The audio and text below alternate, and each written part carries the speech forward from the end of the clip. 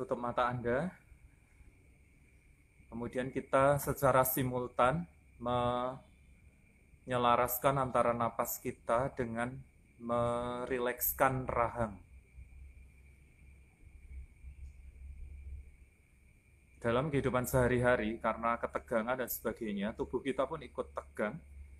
Dan terutama di daerah wajah, terutama di rahang. Kendorkan rahang Anda bersamaan dengan Anda merasakan masuk dan keluarnya napas.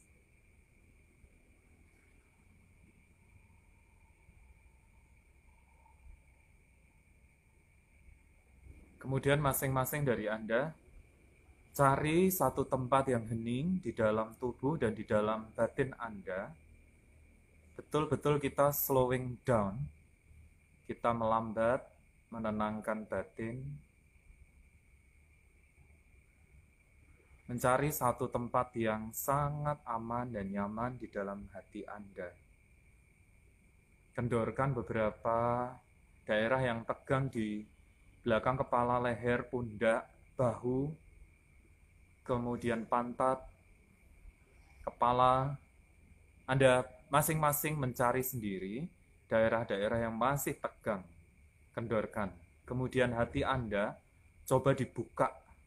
Lepaskan semua ketegangan di dalam batin. Napas yang alami mengalun lembut dan sesuai dengan jalannya sendiri. Anda sebetulnya bisa hanya duduk diam, get centered, dan kemudian membiarkan kesadaran Anda secara tajam dan kuat mengamati segala sesuatu yang terjadi di indera Anda, tubuh Anda, maupun di batin Anda. Napas berjalan dengan alami, tubuh rileks sekali. Suara alam satwa, suara di dalam hati, gerakan-gerakan buah-buah pikir dan sebagainya, Anda cukup melihatnya. Anda cukup mengetahui segemuruh apapun, biarkan aja. Pikiran meletup-letup, biarkan aja. Pikiran lari ke sana kemari, biarkan aja. Anda hanya santai, tetapi sangat waspada dan cuma menjadi saksi untuk semua hal itu. Dengan batin yang hening dan sangat tenang. Pada awalnya akan sangat susah meditasi kesadaran, mengamati apapun ini, karena pikiran bergerak dengan cepat, memikirkan ini dan itu, mengingat-ingat ini dan itu, khawatir, susah, gelisah, memikirkan masalah-masalah yang menimpa diri Anda. Tetapi in times, dengan berjalannya waktu, Anda akan bisa mencapai satu titik keheningan. Kalau Anda overthinking, pikirannya bergerak cepat, mempertanyakan ini dan itu, dan membuat gelisah, atau kadang-kadang buntu, sampai ke jalan buntu, Anda cukup mengetahuinya aja dan tersenyum. Maka mereka tidak akan bisa membawa bahaya apapun pada batin Anda.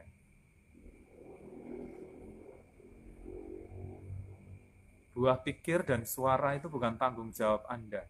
Mereka datang secara alami, dan itu tidak merupakan tanggung jawab Anda. Tanggung jawab Anda adalah Anda mengertinya, menyadarinya, dan melepaskannya.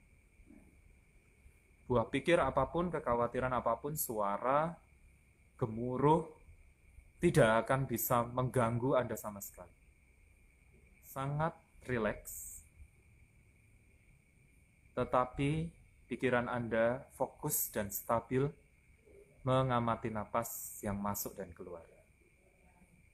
Rasakan tarikan nafas yang masuk dingin, yang keluar hangat. Atau hanya rasakan saja, tidak usah berpikir, gunakan rasa. Setiap tarikan dan hembusan napas yang Anda perhatikan dengan sungguh-sungguh akan membuat tubuh Anda menjadi santai, akan membuat batin Anda menjadi tenang, semakin tenang, dan semakin tenang. Kalau pikiran sangat-sangat liar, larinya terlalu cepat, kadang-kadang Anda fokus hanya beberapa detik kemudian Anda lari ke sana kemari terseret-seret, nggak usah cemas, nggak usah jengkel. Katakan dalam batin, saat ini saya sedang apa? Dengan begitu, secara otomatis batin Anda akan kembali lagi ke napas. Sambil boleh memakai bantuan, saat ini napas masuk, saat ini napas keluar. Dengan batin yang hening, Anda tidak sedang dikejar-kejar oleh sesuatu. Tidak usah kemerungsung, tidak usah terburu-buru.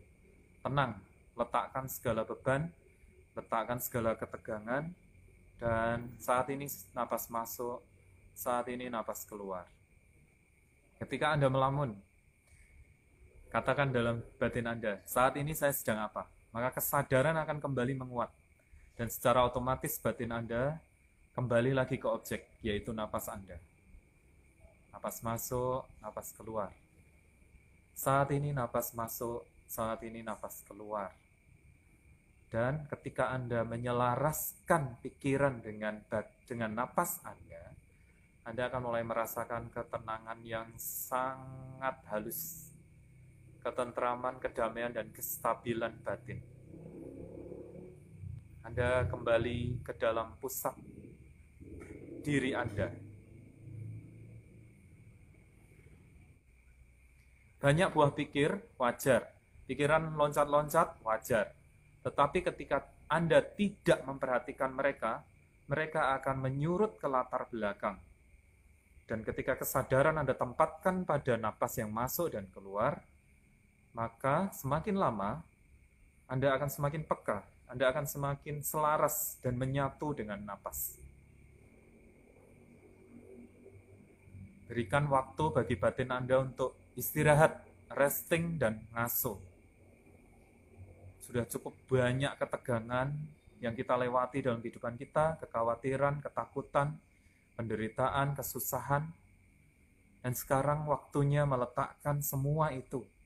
Anda hanya perlu duduk dengan penuh sukacita dan tenang, merasakan napas masuk dan keluar, menyelaraskan batin Anda dengan napas.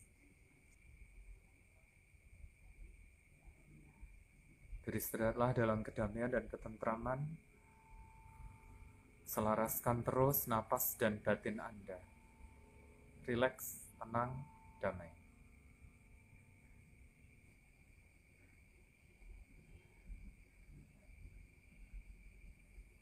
Ketika ada beberapa bagian di tubuh Anda yang sakit, tarik nafas dan lewati bagian yang sakit itu, lampaui dia dengan nafas Anda yang panjang dan dalam.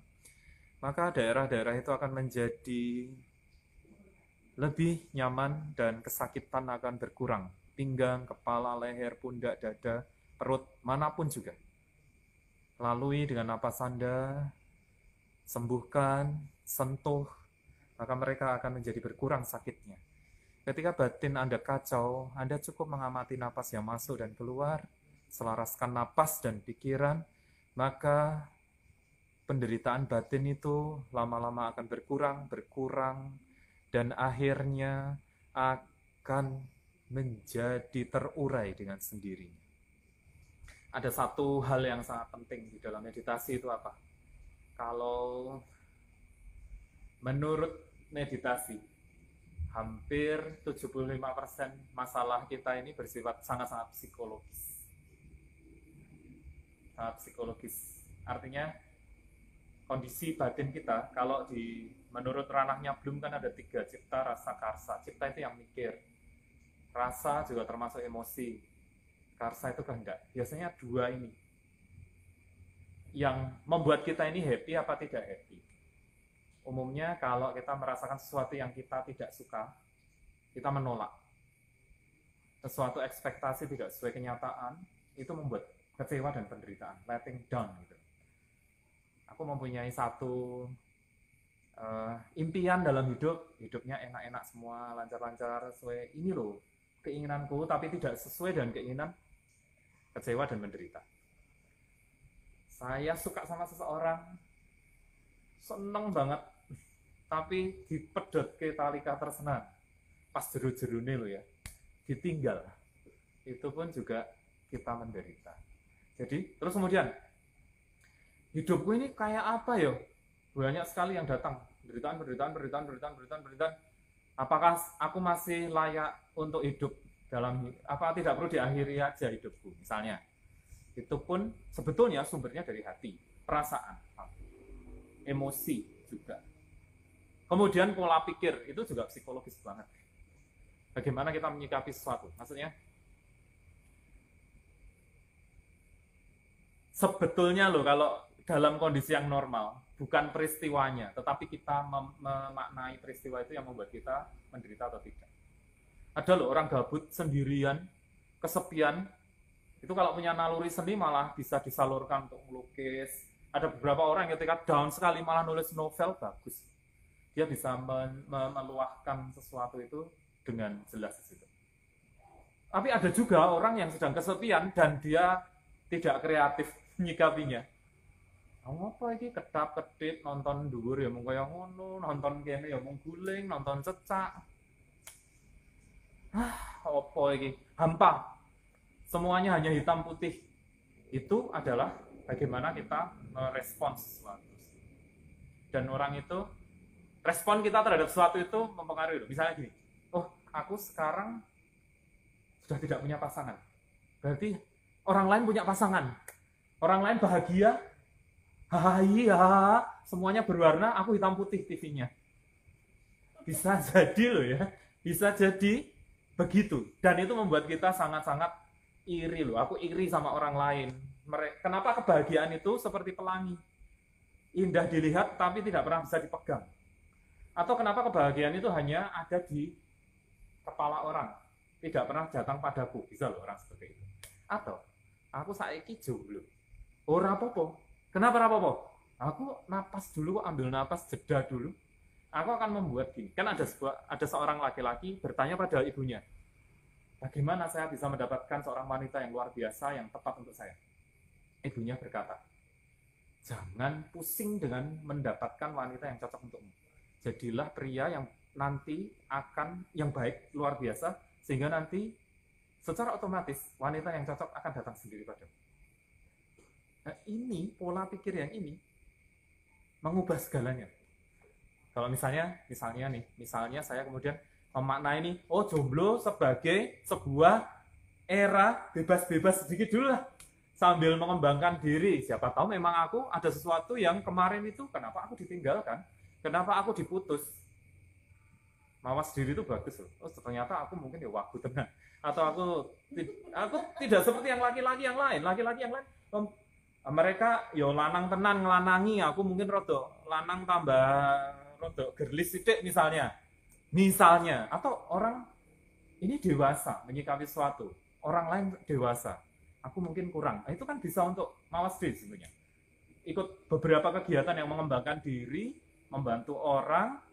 Wah aku pengen melukis gunung kayak zaman SD itu loh, coba lukis pemandangan alam, mesti gunung loro karo dalan.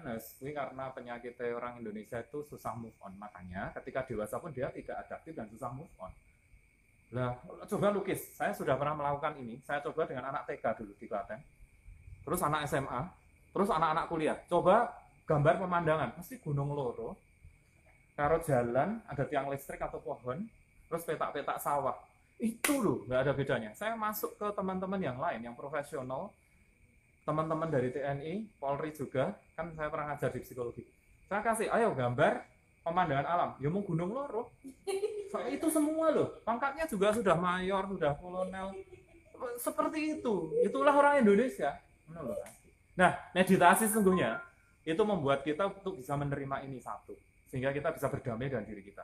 Yang kedua, bagaimana mengubah pola pikir kita menghadapi realitas. Ada kata-kata penting dalam meditasi, sebenarnya pengantarnya begini. Jika satu hal itu masalah, bisa diubah nggak ketika datang pada kita? Bisa, ya udah diubah. Kenapa stres? Nggak bisa ya? Kalau nggak bisa, ya wes ditompo bae, ngopo stres? Loh, rangel kayak omonganmu loh mas. To speak is apa? Cheap, bener nggak? Ngomong kan gampang mas, ngelakoni kan angel mas. Coba orang patah hati itu, ngono wae kok stres, cuma diputusin toh tali cintamu dan orang nyantai wae, nyantai. Dapurnya itu your kitchen, dapur. Ada omongan yang mencerahkan itu penting, Karena cepat atau lambat, orang akan sampai pada itu sebetulnya. Jadi kita omongin di depan dulu. Tetapi juga dikasih caranya dong. Salah satunya meditasi, berdamai dengan diri sendiri. Salah duanya, siapa yang di sini masih terbayang-bayang dengan mantan misalnya? Dengan suka dan duka, manis, pahit yang pernah terjadi. Pahit tapi tetap diingat-ingat, karena di situ ada manisnya. Iya toh? Nah, pada saat seperti itu, bayangkan dirilis nggak apa-apa peristiwa-peristiwanya ketika. Kan kadang-kadang kita ingat sendiri dengan mantan, benar nggak? Kadang-kadang kita mengingatnya. Ketika sangat tidak sibuk, sibuk melukis, sibuk berkegiatan sosial, sibuk bisnis kan lupa kadang-kadang. Sibuk bantu orang kadang-kadang kita lupa, karena apa? Bahagia, karena kita melakukan sesuatu yang meaningful. Tapi pas diri, kan ngerti itu muncul. Coba surah karo dhek ya. Dia ini loh malaikat tanpa sayap. Ini randu sikil. Tapi aku jane saya pengen hal dhek, cuma dhek wis ra ono saiki nih aku. Piye iki ada pertentangan. Pada saat itu di real life peristiwanya itu keluar kan, filmnya itu keluar di layar kesadaran. Pada saat dia muncul, katakan dalam hati, ikhlaskan, ikhlaskan, ikhlaskan gitu loh. Itu sangat membantu. Jadi begitu Anda teringat mantan Anda susah dan senang muncul, langsung katakan dalam hati loh, ikhlaskan, ikhlaskan, relakan. Sangat-sangat membantu. Jadi di sini bukan hanya diomongin let go, ngomong gampang mas, enggak. Tapi kita di sini kasih solusi bagaimana caranya secara psikologis. Karena ini sebetulnya permainan pikiran. Pikiran itu kalau tidak dilatih, dia musuh kita yang paling jahat. Kalau dia dilatih, dia adalah pegawai kita yang sangat-sangat luar biasa. Kenapa pikiran yang tidak dilatih itu sangat mengacau? Iya sangat ngacau, orang overthinking. Piye, dikon mandek ora gelem kok nek arep bengi arep turu lho. Glindang ngambekan ngitung wedhus nang dhuwur, ora turu-turu kok. Ngitung cecak mung loro, siji loro mah ora iso turu ya toh.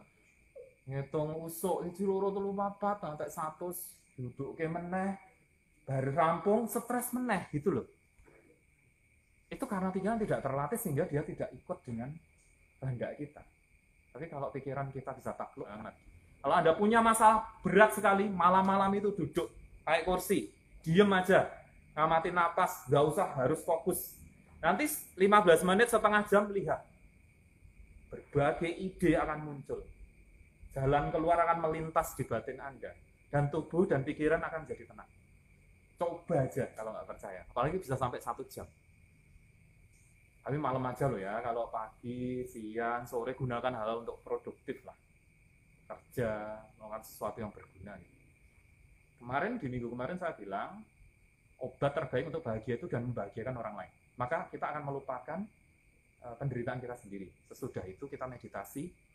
Kenapa? Karena bukan hanya melupakan loh. Dia itu simpulnya yang membuat hati kita sangat tertekan itu. Kita untie the knot.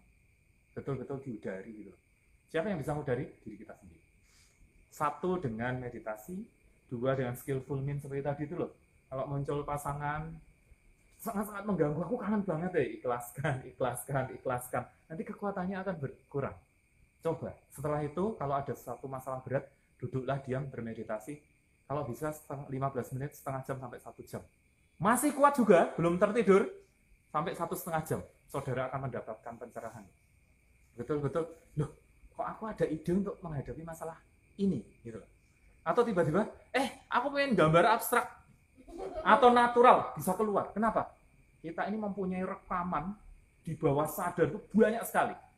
Kan dalam kehidupan sehari-hari saudara nggak ngerti, teman kita ini pakai baju hitam, ini pakai baju merah, sikapnya kayak apa, ini sebenarnya tidak hilang loh, masuk semua ke bawah sadar. Pas meditasi ini klepnya dibuka antara sadar dan bawah sadar, conscious subconscious, dia dibuka, dia bisa in sync. Ketika in sync, ide-ide bisa muncul dia meditasi. Jadi orang jangan salah loh, stimulan itu tidak hanya drugs.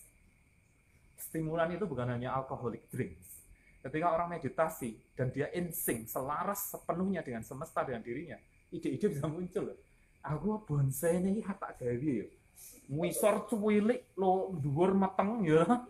Terus ting cerungat dhuwure itu. Itu bisa muncul ketika meditasi. Ada yang vertikal, kalau kayak ikebana itu loh. Ada yang 45 derajat, ada yang aku biarkan mengalir. Kemudian wabi dan sabi. Sederhana, tetapi dia indah, natural, kayak ngikutin gerakan. Kalau jenengan pernah tahu ya, ada pola air berputar itu loh. Atau pasir ketika kena angin yang berputar, dia kan membentuk pola alami loh. Oh, aku mau membuat seperti ini aja, taman dibentuk kayak gini. Itu bisa muncul ketika kita insting dengan alam. Saudara pernah insting belum? Insting itu selaras banget itu loh. Jadi semacam intuitif banget. Rasa, intuisi, dan otak ini jadi satu itu loh. Jadi kalau orang ngomong, aku langsung paham kok. Keadaanmu itu aku paham.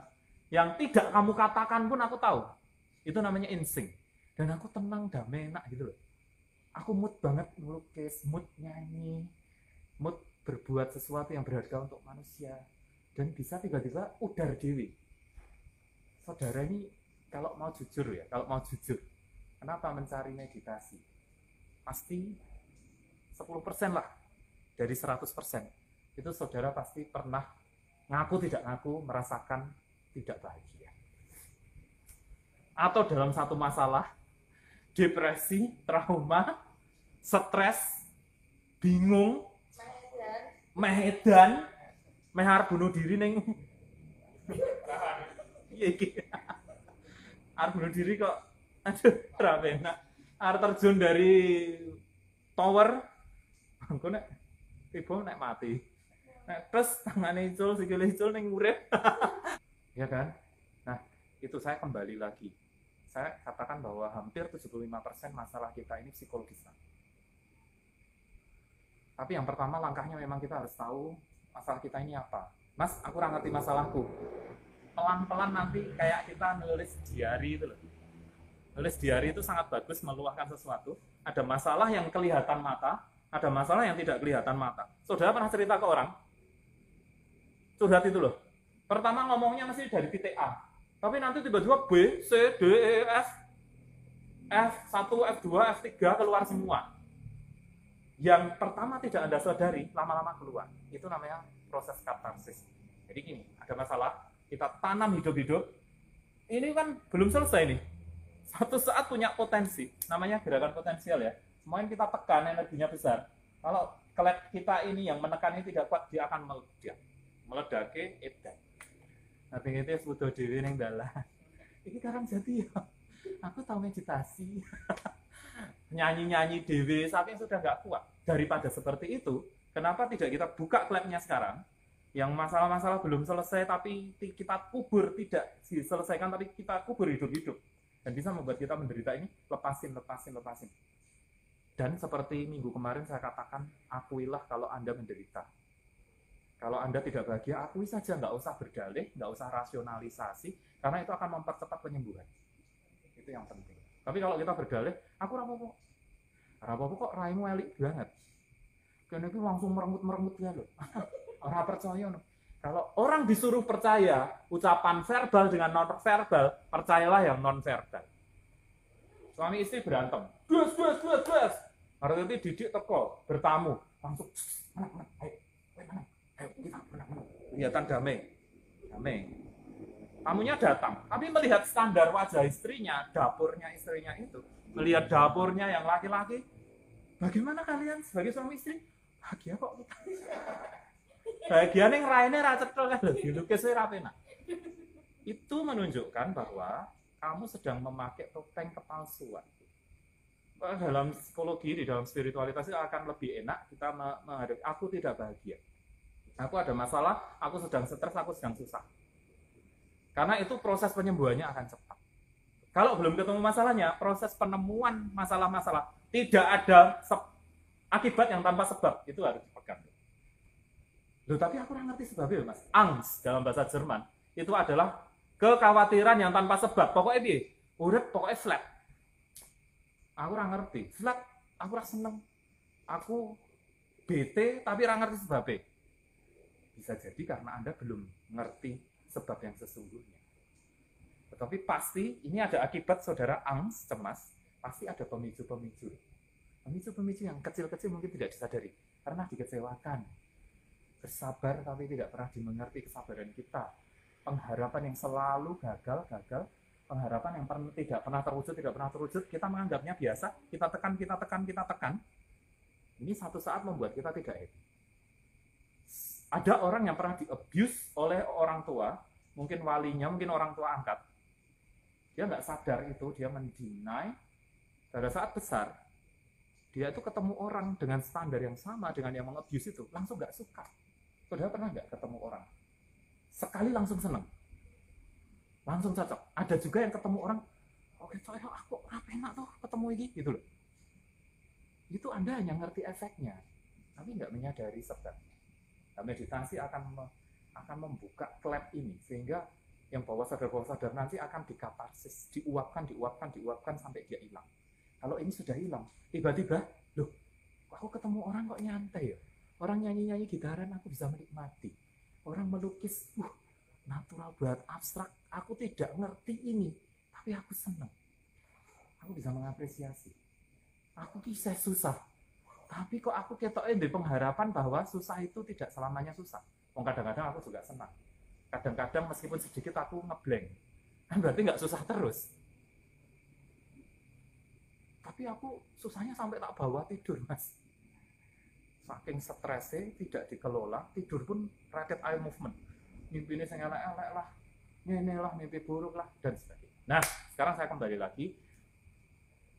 Yang perlu sekali dikelola itu psikologi kita, batin kita ini karena kalau pikiran tidak dilatih, dia akan menjadi musuh kita paling berat. Yang membuat Anda susah itu pikiran Anda sendiri. Loh, tapi dipicu orang lain, benar orang lain mempunyai sumbangan. Nah, ini membuat aku kecewa, dia memutuskan tali cintaku padahal aku masih cinta misalnya, atau dia tidak sesuai dengan pengharapanku, atau dia mengabuseku. Iya, itu ada sumbangan orang lain, tetapi yang susah kan kita sendiri, karena saudara susah spesifik itu. Saudara mempunyai kesusahan sendiri-sendiri loh di dalam hidup. Belum tentu orang lain mempunyai kesusahan yang sama dengan saudara. Iya enggak? Jadi pikiran kita sendirilah yang harus dikelola supaya dia tidak membuat kita menderita gitu saja. Tujuannya meditasi itu salah satunya adalah mengenali diri, sesudah itu melihat apa tuh yang membuat kita tidak menderita, diuapkan, dibersihkan, dikatarsis. Setelah itu kita jadi bisa kreatif, pinter, fokus, bahagia, stabil gitu loh. Tujuannya meditasi. Jadi kalau Anda meditasi di sini, kedap-kedip, kok suwe banget, terus rano apa-apa, berarti meditasi ini bullshit misalnya, nggak ada apa-apanya. Nah, saudara belum cukup lama terprosesnya, atau belum menemukan tujuan utama meditasi yang adalah untuk menghilangkan penderitaan. Sesungguhnya itu saja, tapi awalnya adalah mengenali diri, menerima diri, setelah itu aku kudu piye. Itu saja. Dalam ini masih PSBB, saya hanya berharap berlalu coronanya, vaksinnya ini semoga benar-benar bisa herd immunity-nya nanti kita bagus, ini segera berlalu, kita bisa betul-betul ketemu tidak dalam jarak-jarak yang jauh, ketemunya orang-orang yang real dan selalu sehat, bahagia selalu. Matur sembah nuwun, semoga ada gunanya untuk Anda. Terima kasih.